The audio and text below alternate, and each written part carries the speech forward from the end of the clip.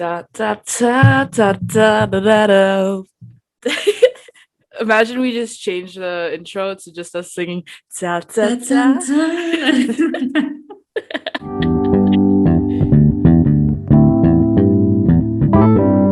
Hey guys, welcome back to another episode of Grief Uncensored. I'm Yako. And I'm Julia. Your grief is your own and no one can tell you what to do with it. But we're glad you're here and we're glad that you found us. Be sure to follow us on Instagram, where we do a feature loved one series where you can upload a picture of your loved one and a caption, and we'll share it with our community. Yes, and we also have a Facebook page. You can like us there to support us. And we have a Facebook group for other grieving 20-year-olds going through similar experiences where you can just talk and be vulnerable with people who understand. We also have a TikTok if you want to follow us there, where we make unhinged TikToks about grief. We just started a Twitter, so go support us there as well. We also have a YouTube for our visual people, where we upload the video version of our podcast. So many things, and all of the links to all of that are in our Instagram bio. This week, we're talking about medical aid in dying, death doulas, and alternative options after death, including after-death ceremonies and green burials, with our guest, Sophia Bylsma. She's 26 years old, a third-year med student in San Diego. She's originally from the East Coast. She lost her mom to ALS, so let's bring in our guest and hear more about her story. All right, here she is. Hi, Sophia. How are you? Hi. I'm good. How are you guys? We're great. Doing great. Yes, I'm so excited to have you on. You were like the first person to apply to be a guest, so that's also exciting. Thank you for applying, and thank you for wanting to be a part of this project. Yeah, of course. I think this is so cool, and I feel really lucky to be able to talk to y'all about my mom. Yeah. We're excited to hear about her, but honestly, we can just jump right in, and we'd love to hear about her and your experience. Yeah. In about 2018, she started having kind of these like motor symptoms. At first, it was just things like her handwriting getting a little worse or not being able to form speech syllables as well, as it got a little harder to understand her. But she was still kind of functionally able to get around the house and stuff. And then over the next couple of years, her symptoms just got worse and worse. And then her diagnosis ended up being some sort of kind of mystery neurological neurodegenerative condition, but I think of it as kind of similar to ALS, which is, like another neurodegenerative condition that eventually just kind of breaks down the nerves and the muscles that help control your body. And kind of some background about my mom is that she was always super independent, lived by herself. Her and my dad were divorced, and she lived alone, lived in a couple of different houses alone.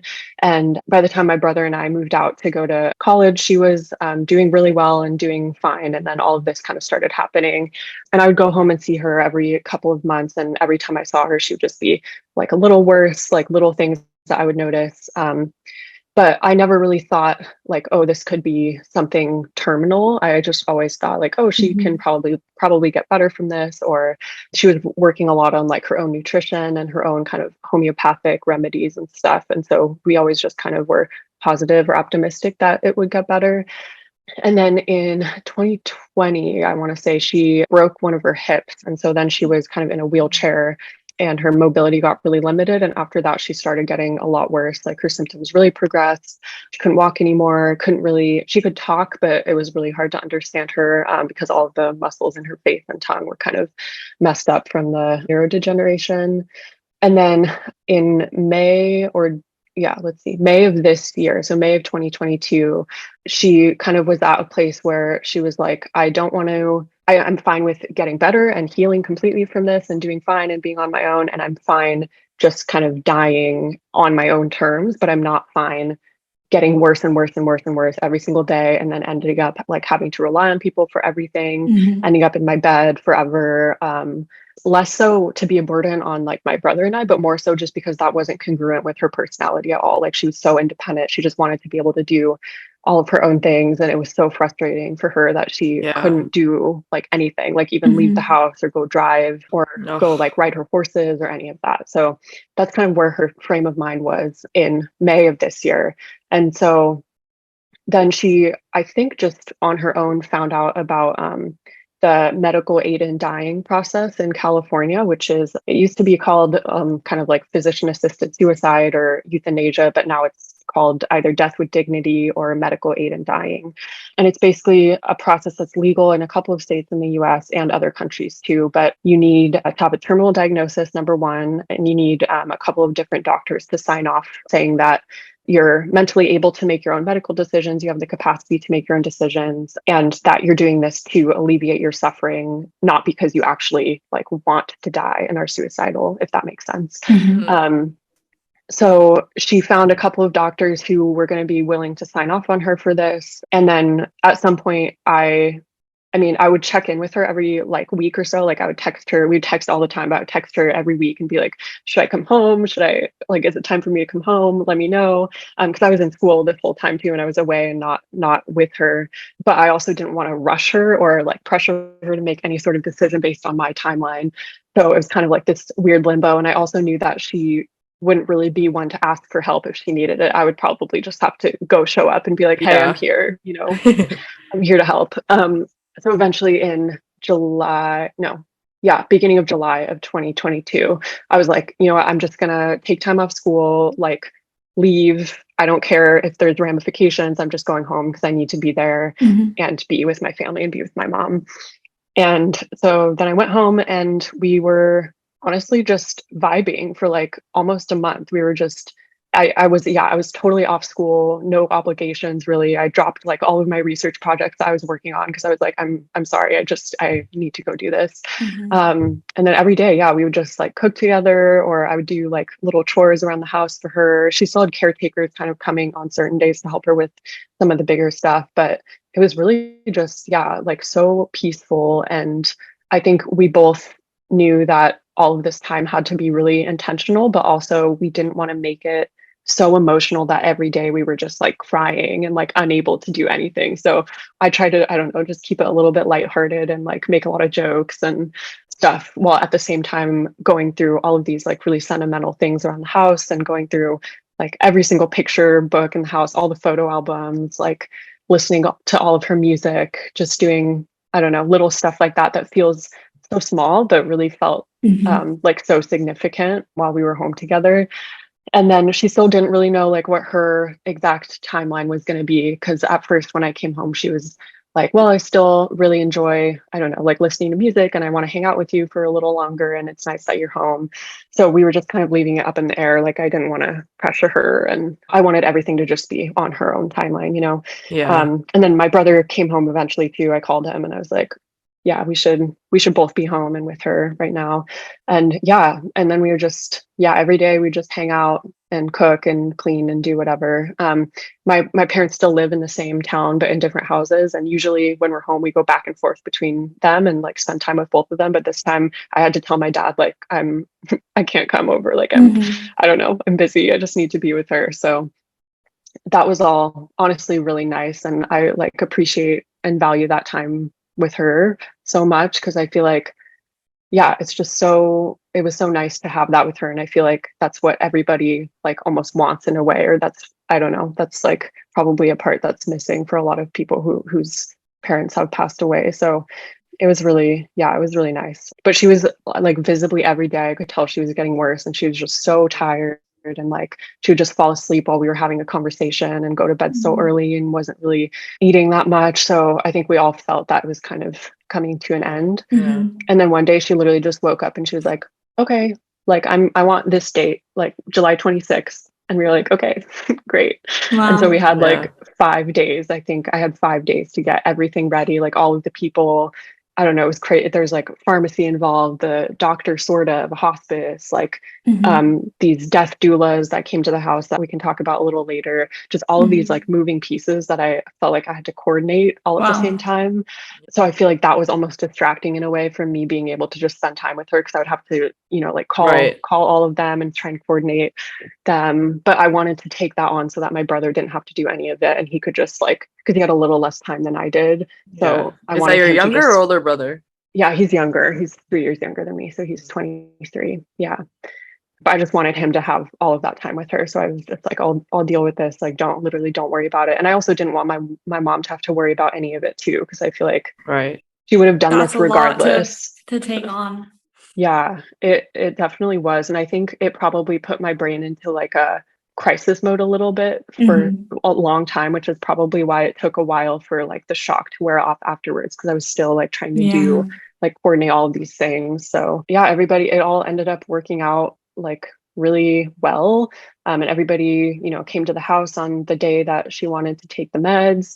And one of her like best friends also that she wanted to be there came over in the morning and like brought mimosas, which I thought was Oh, really funny and like cute. And she was like, I don't know if this is a vibe, but I brought them. And I was like, I need that actually. That's so, like that's just such an unprecedented like experience, right? Like you don't, what do you do? Like, do you bring mimosas? I don't know. Like, I mean, it's true. Like it sounds like it wasn't how maybe you would think, or like how the movies would portray something like that, where everyone's like sitting at her bedside.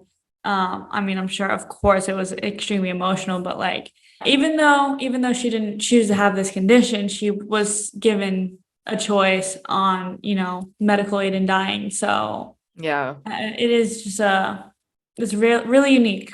I was wondering how she first told you and your brother about medical aid in dying, and that she was choosing this, and how you originally felt. Yeah, I think I actually had sent her, we would send a lot of podcasts and like news articles back and forth that have to do with just healthcare in general. And so I can't remember if I sent her like a podcast that I had listened to about how people access aid in dying in states where it's not legal. So I read, yeah, it was a really interesting podcast and talked about how there's this like squad of women in New York who have this pact where if any of them get Alzheimer's disease, they'll just like take a pill that's in their freezer. But one of them had to like go all the way to Mexico, like smuggle in these pills, come across the border. And it was like Oh so my crazy. God. And so I sent that to her and I was like, oh my God, this is so interesting. Yeah. What do you think? And then I think she probably also did her own research on just like maybe other people with this condition and how they felt. And then she had a friend who had like a more advanced version of this condition too. So I think Oh she wow. saw where it could go and like how bad it could get almost. So I think one day she just texted me that whole spiel that I said, like, I'm fine getting better and I'm fine just going out on my own terms kind of and like having autonomy about this, but I don't want to just get worse. And so she Yeah. just kind of texted something like that to me. And then I was like, yeah, I mean, I totally agree. I think it would have been much harder for her to do this if I had met her with like resistance, like, oh, like, no, this is so sad. Like, I want you to Right. stay. Like, don't you want to stay? Or like even try to Yeah. convince her at all. So I feel like the most supportive thing that I could do as like her daughter and somebody that loves her is just help make all of this as easy as possible for her. And then Yeah. she had me tell my brother too, because she was like, I don't really want to like have to talk about this with him. So Oh my I let God. him know. Yeah. That's a tough conversation to have too, and be given that position. And I think that that's really selfless of you to be able to like see past your own desires and needs and see like, I mean, when you love someone, it shouldn't be that hard, right, to do that. But when it's your mom, But you it's don't want so them to leave. yeah. Yeah. Mhm. Yeah. Yeah, I know. I think I could just tell also how mismatched her like body and her capabilities were from who I knew she was as a person, like the person I Yeah. had grown up with who was like so spontaneous, and we would always just be doing things that were active or going on trips, and she was always just out of the house and doing things. And so I could tell that she was like, it just didn't make sense, right, for her to just be like keep living in this body when I knew that wasn't her. Yeah. Yeah. I'm glad that she had the option it was in California, right? Hmm. And I'm sure that there are not many states that allow medical aid in dying. So, there's never any choice we have in how we're going to pass. And this is like the closest you could get to that, even though, again, still, we did not choose this. We did not want this, but it was it's the closest thing that the law in California allows to have a choice in your passing. Yeah. And oftentimes with death, like we feel like such a lack of control about everything. And like that's what a lot of anxiety comes from, like that feeling of like, oh, I really don't have a control over anything. Like anything can happen and I would never know. But yeah, like Julia said, like it brings that kind of essence of control into making this, decision for yourself. And I don't know, there's no really good way to die, of course, there's no like good way, but in a case like this, it's like the name kind of says, is like dying with dignity and respect and having a say in when you die. And it's like that's huge. Yeah, like the day that she chose, we just had like, I literally knew from the moment I woke up, I was like, every single second of this day is going to be like so important. And I will remember this forever. And like, I'll remember like what we ate in the morning, what we did, like all of the songs, like we made her this playlist with like every single song that she wanted to listen to that day. And it kind of like started out really upbeat and like fun and like all of her fun music, and then just got kind of slower and more. She was a massage therapist, so she had a lot of like massage music that was all really nice and vibey, and so it just kind of progressed to that. So even down to like the soundtrack she got to choose, she got to choose like who she wanted around her and just everything, which I think is so cool. I was wondering what kinds of things you did in the time leading up while you were staying with her before that day in July. What kind of things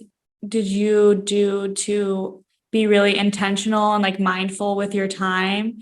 Did you like keep, a journal of all the things? Or I was also wondering maybe like if she wrote notes to you guys or like did certain things because she knew that she wasn't going to be there. Just how you kind of stayed present in those moments. Yeah, that's a really good question. I think at first, when we kind of still didn't really know, or I didn't really have a good idea of the timeline, all I wanted to do was just make her life like as easy as possible. So even just things like I would do like all the chores around the house and clean whatever, her room and her bathroom. And a big thing was cooking too. Like I just cooked all of the meals and stuff that she would have made for us when we were younger too. And then she was from Austria and like moved here in her 20s. So all of our like kind of family childhood dessert recipes are all Austrian. And so I hadn't learned how to make a lot of them actually by this time. So I wanted her to watch me do some of them so that I wouldn't be just completely lost afterwards and be like, what the heck? So I had her watch me like make a couple of them, and then she'd be like, no, that's wrong. Like, you're doing that wrong. So I feel like that was really good, a really good education. But just honestly, just like little things like that felt so meaningful. And things that she did for us when we were kids that now, because she did those for us, I can do that for her, like very full circle. I didn't really keep a journal. I took a lot of pictures of stuff which I wasn't doing at first because I just totally forgot. And then I was like, oh shoot, like I really need to be like, I need to be taking pictures of this or taking pictures of what we're doing. And in terms of the notes, we both wrote, my brother and I both wrote her letters that we read to her on her last day that she was here. And then she had texted her friend. She at this point couldn't really write anymore, but she had texted her friend like kind of a letter that she wanted her friend to read to us. And that was really beautiful. It was like pretty short and sweet, but it was like, and like kind of sarcastic, which I thought was really funny, but which is totally her. But it was really, it was really nice. And when I was trying to write that letter, I was like, what the heck do I even say? Like, there's so much to say. God. Yeah, totally. Yeah. And how can I just like thank you for being my mom? Like, it's so crazy. Yeah. I don't know.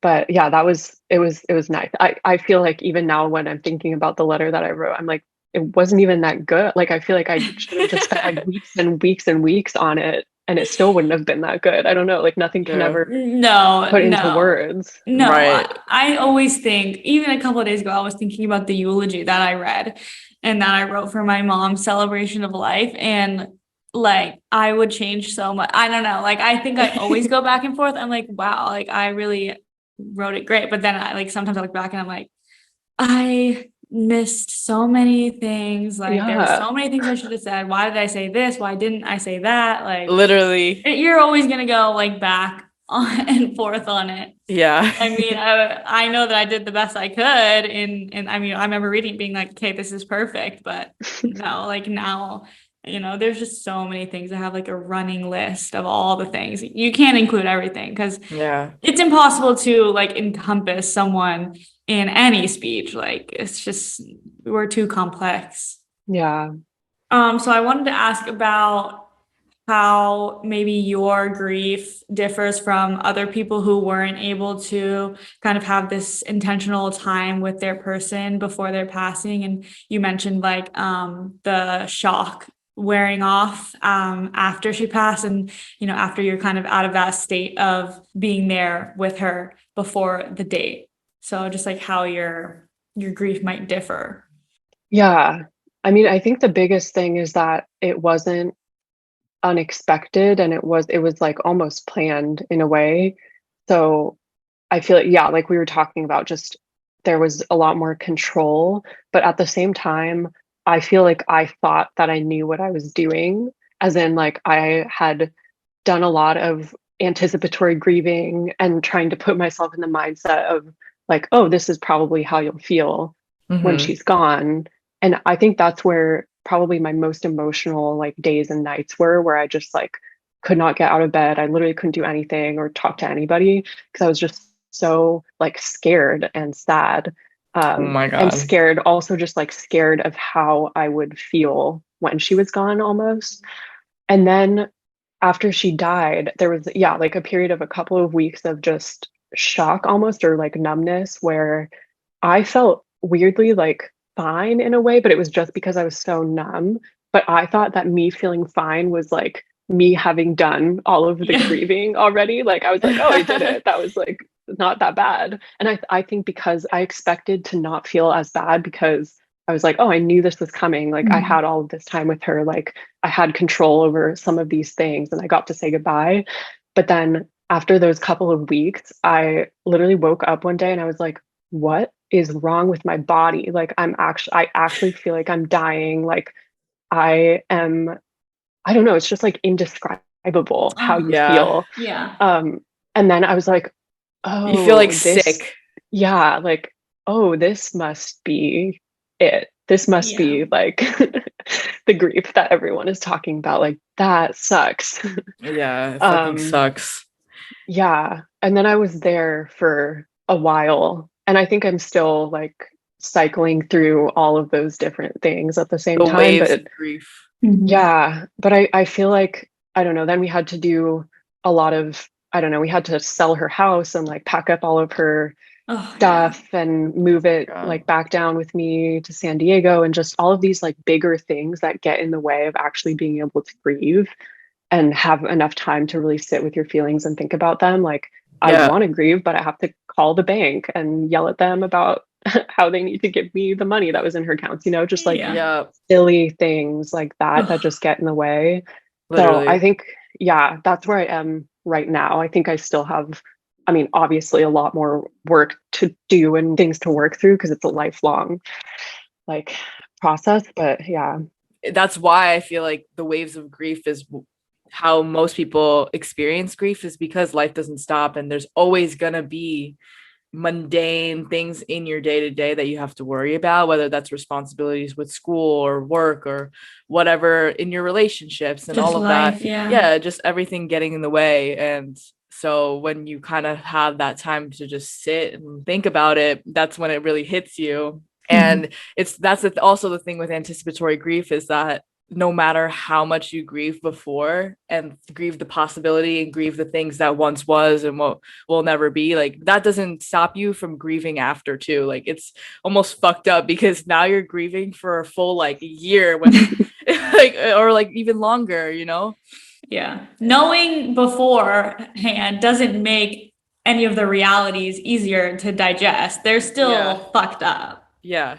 Yeah, I thought it would almost be like practice, or like I was practicing like how to grieve almost, which sounds Yeah. like so funny and silly. But then No, afterwards I I was like, completely never agree. mind. I So completely relate with that too, because when my dad had cancer, I would think about him passing and I mhm. would like cry, obviously, you know, and I Yeah. would do this a lot. I would do this thing where I'd be like, what if he passes? And then just think about it a lot. And so I thought me doing that was kind of preparing for this reality. And I honestly remember talking to him one time. I called him and I was like, I just realized, like, what if you pass away? And it was a really, really horrible, like, heartbreaking conversation. And I was like, I just realized that you might die and like you could pass away from this. And he was like, yeah, that's the reality. And you know, we had to have this like really horrible, deep conversation about him passing away and what that means and how I'm supposed to deal with that. And that reminds me of like you being intentional with your time, because even though I didn't know exactly when, I knew that it was a possible reality. And so, you know, there was this summer that I had with him, similar to your experience with your mom, is that I went to New York and I was there for 3 months. And, you know, that was like the longest I've been home in a while because I live so far away for school and stuff. And so during that 3 months, like we're just like sitting on the couch watching TV together. He taught me how to cook like my favorite meals that he cooks for me. And I took him to go see School of Rock and we were both like crying like on Broadway. And it was just like, I don't know, just all those moments I cherish so much. Like that summer will always be like something that I cherish so much, because even though it wasn't like intentionally like we need to do this because you're going to die, but you know, looking back, it was kind of something like that, even though it wasn't openly said. It's horrible though, either way. Yeah. Oh my God, your story just brought tears to my eyes. Like, even Ugh, though yeah. even though she had the ability to like have so much control over everything, it still doesn't make it any less heartbreaking and like gut-wrenching, the pain that you feel from this experience and having known that someone you love went through something like that too. Yeah, or even just like like felt like they needed to be in a position where they had to make that decision to begin with. Yeah. Like that just, I don't know, just the whole situation is like, Yeah. yeah, it just I'm sucked. wondering like what your mom felt about that. Like, I mean, we kind of talked about it before where she was like very open to the idea, but like, was she scared or was she kind of just more like, at first, I'm sure she was, but maybe like the day of, she was kind of more accepting. But I just wanted to hear what you think. It's a good question because it's just like, how does anyone react to the news of, you know, their terminal, and like, how do you react to that, especially when you have children? Yeah, I don't think she was scared. I think she had had a lot of time on her own to process all of this and figure out really what she wanted to do, and kind of like the various paths that her life could go, like from where she was.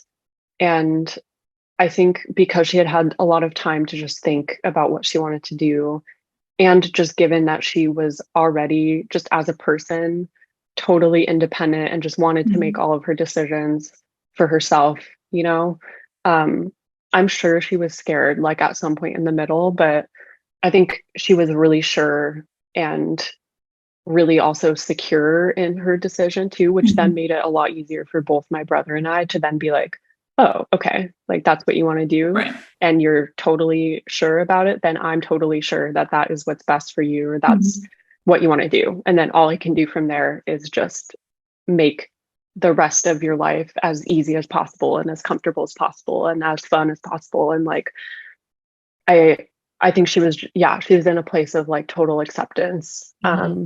Which, yeah, I think it would have been a lot scarier and harder if she had been outwardly scared or worried or A stressed lot of about any people of it. are. A lot of people are. I True. mean, And maybe she was just trying to like, you know, she knew that that would be putting on a brave face for you guys so that you guys aren't scared or worried, because it is a scary and worrying topic, you know, and subject Yeah. matter. And she also, yeah, that reminds me of what we were like talking about, kind of our plan for, or my brother and I's like plan for afterwards. And we were all just kind of sitting on the porch talking. And I was like, oh, like, Mom, when do you think I should try and go back to school? Like, do you have any thoughts on that? And she was like, I think you'll be fine in like 2 weeks. And I was like, girl, what? maybe you'll be fine.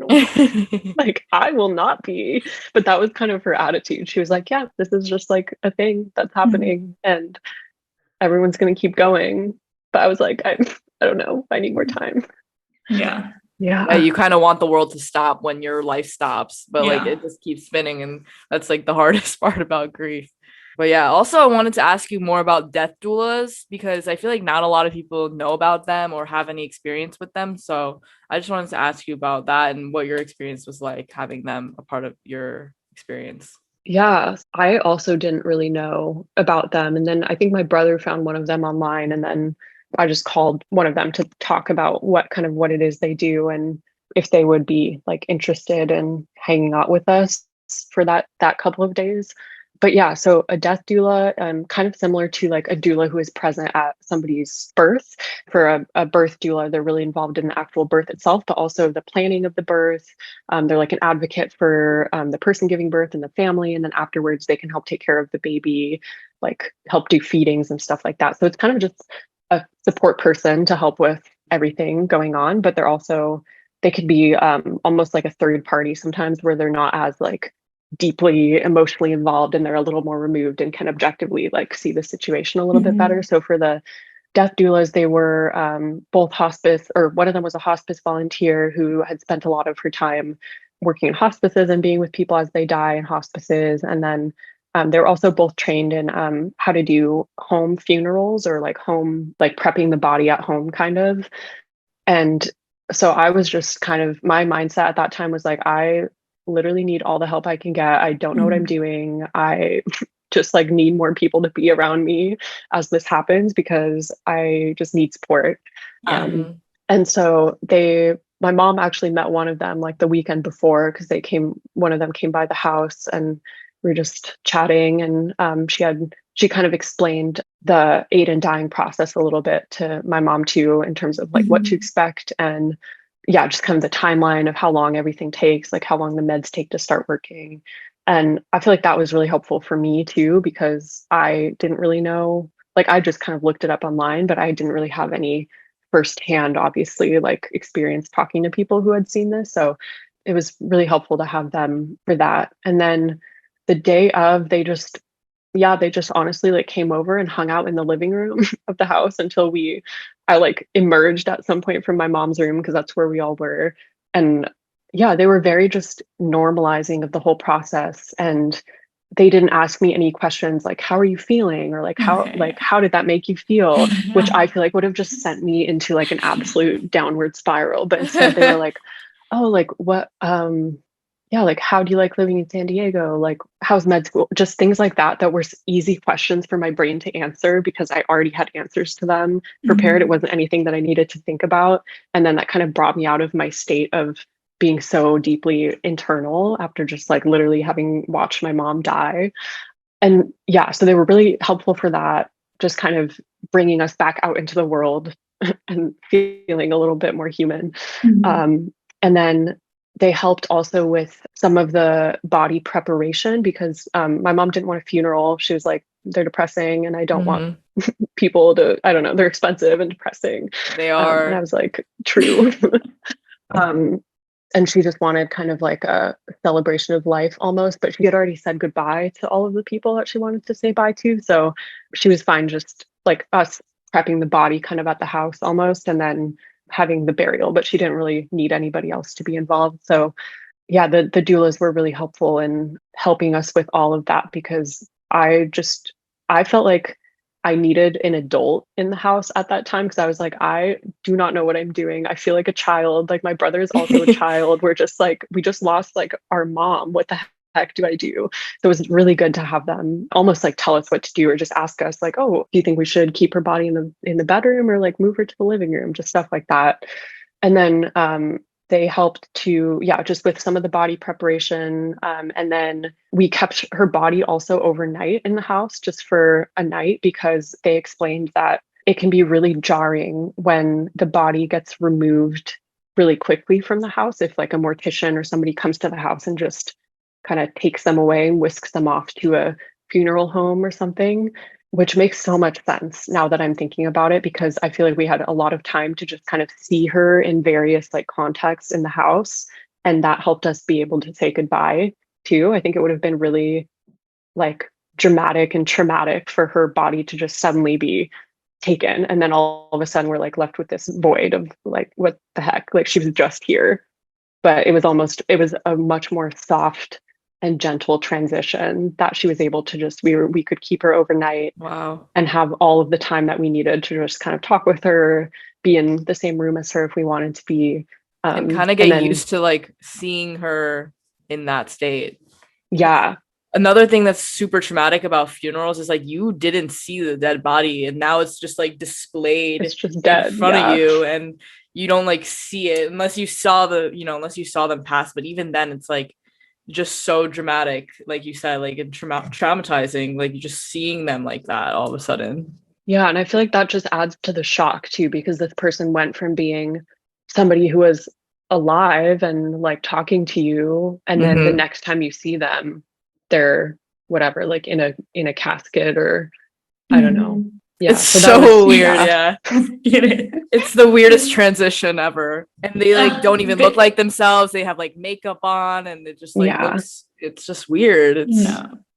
That's why we dedicated an episode to funerals, because of how fucking weird everything is. I listened to that one and I was like, oh my God, like I need to talk to somebody about how like how weird funerals are and like how much my mom didn't want one. Yeah, I yeah. mean, no, it's so valid, because like it truly is. It's just awkward, and it's like It's so awkward all so around. sad and just horrible, and like makes you just think about everything in your life and how you like. It's just too much.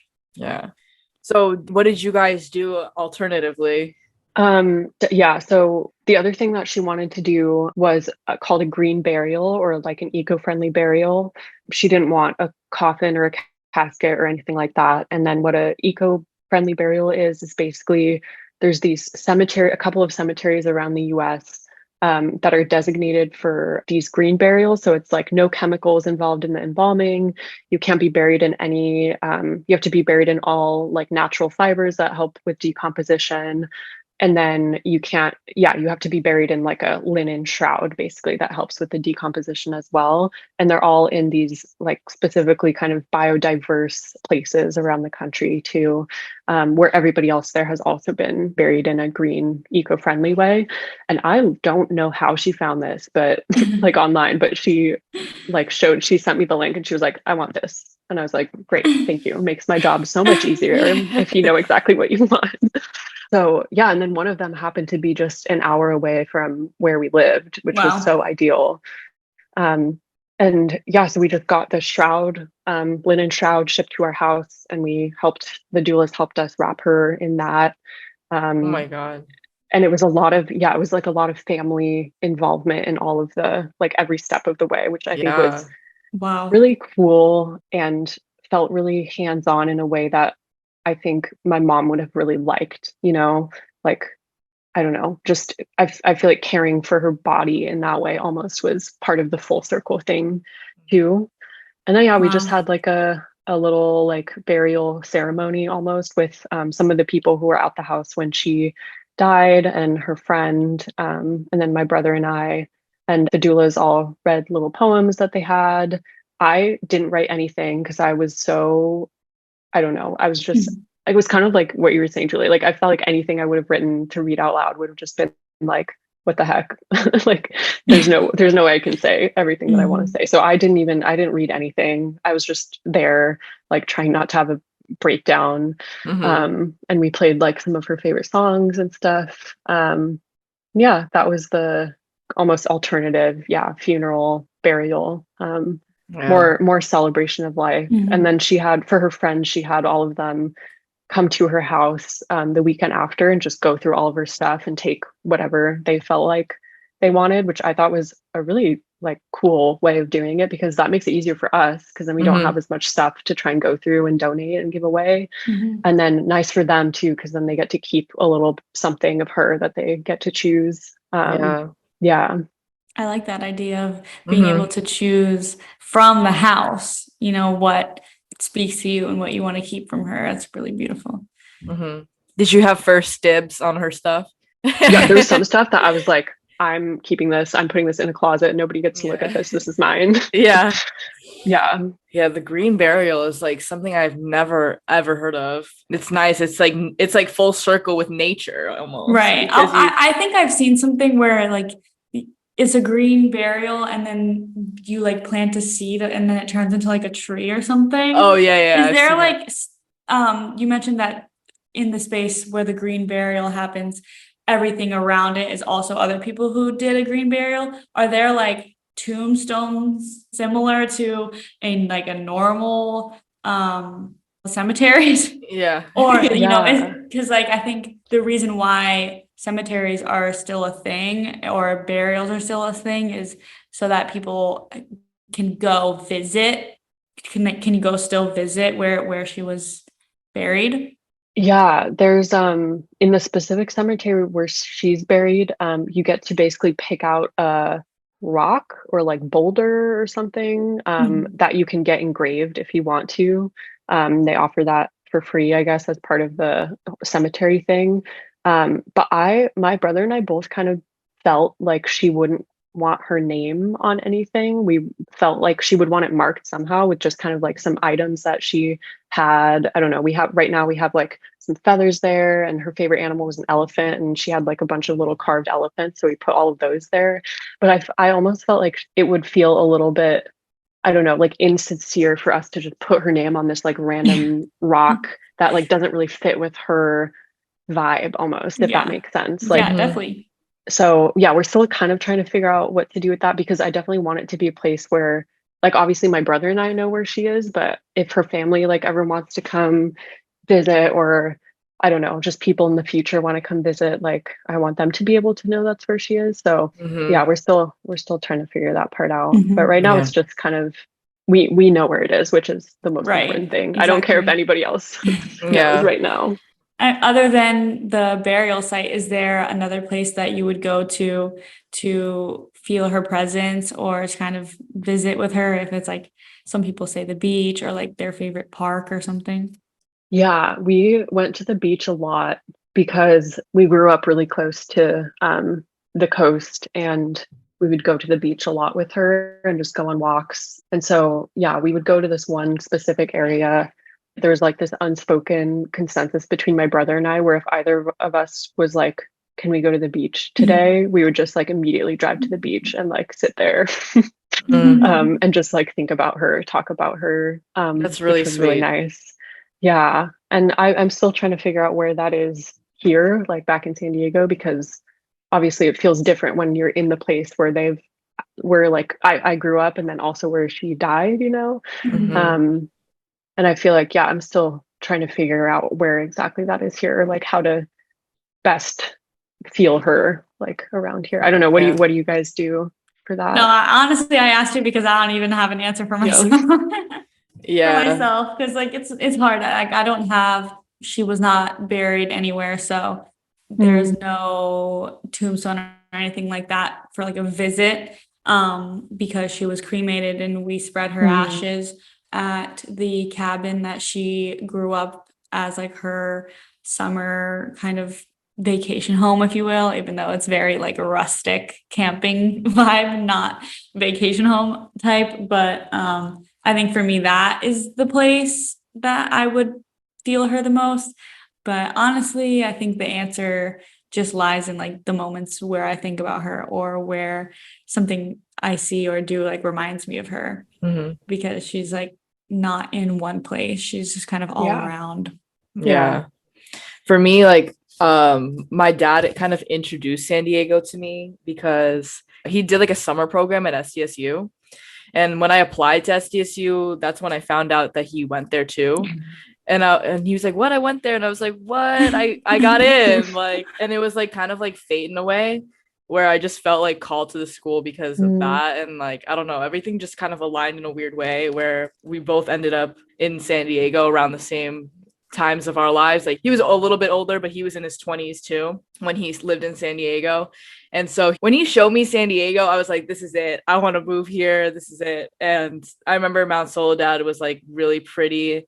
And yeah, I just always go there whenever I really miss him or I'm feeling sad. And I'm just like crying at a veteran memorial, and people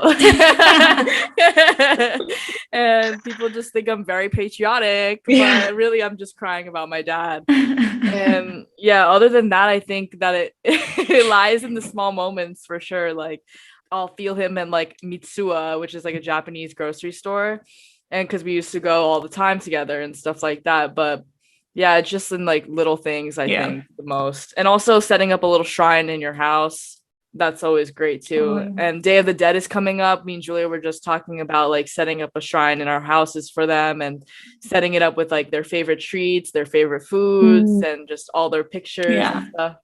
And so yeah, just doing stuff like that, I think, reminds you of their presence. I love having an in-home shrine. Like in the beginning, in the first year, like I lived by myself, so I had like this huge shrine, and it was just like a part of my home decor. But now I don't live by myself, so I kind of made it a little smaller. But like even when guests come and stuff, like you can see it. And I think at first I was like, oh, like it might be kind of weird.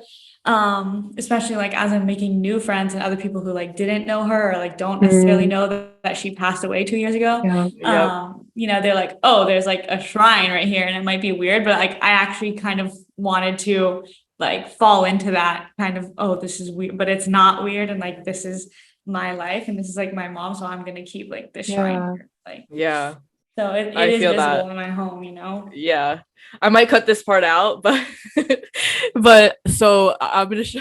That's how you know she's about to say something good. This is my dad. Oh my god. So I have this in my room, and right now it's not set up because I just moved, but I have like usually a shrine, and I had a shrine in my room, and Judy, my roommate, was like, what is this? And she like opened it up, and I was like, that's my dad. No.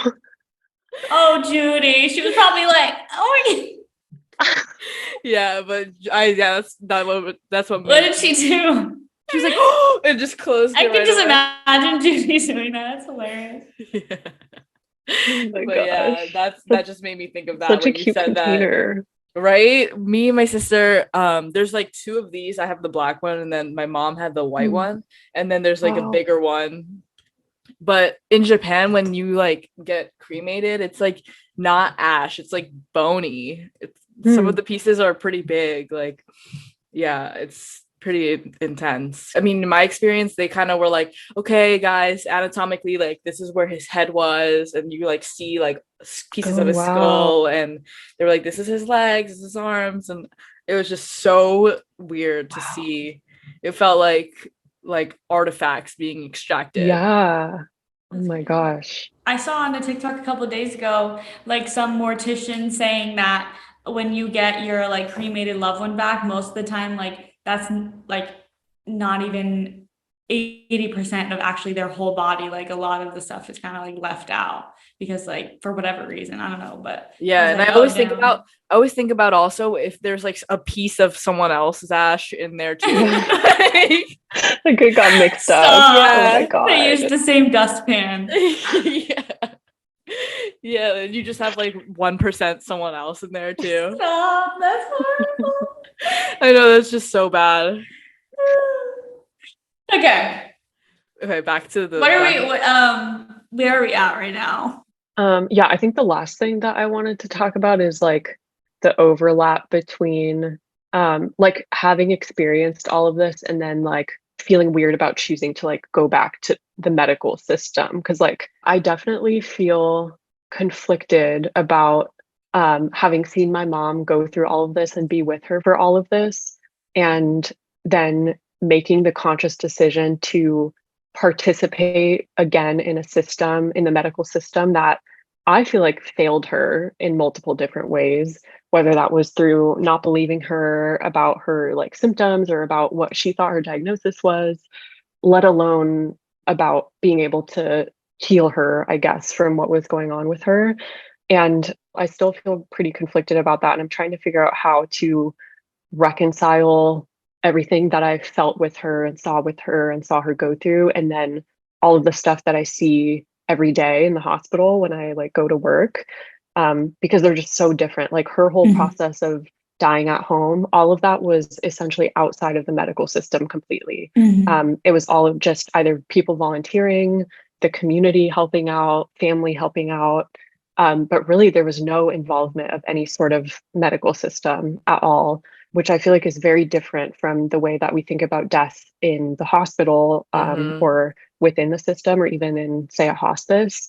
And I think the sort of Western medical system views death as a failure, because it has more to do with the egos of the doctors and the system saying, oh, I have failed you if you're dying, versus just seeing it as the end of somebody's life, like a natural thing that happens when either somebody is very sick, or somebody is old, or somebody is in the ICU hooked up to 1,000 machines that are keeping them alive, essentially. And I feel like the system is so hesitant to talk about, and doctors are so hesitant to talk about death really upfront with their patients who are really ill.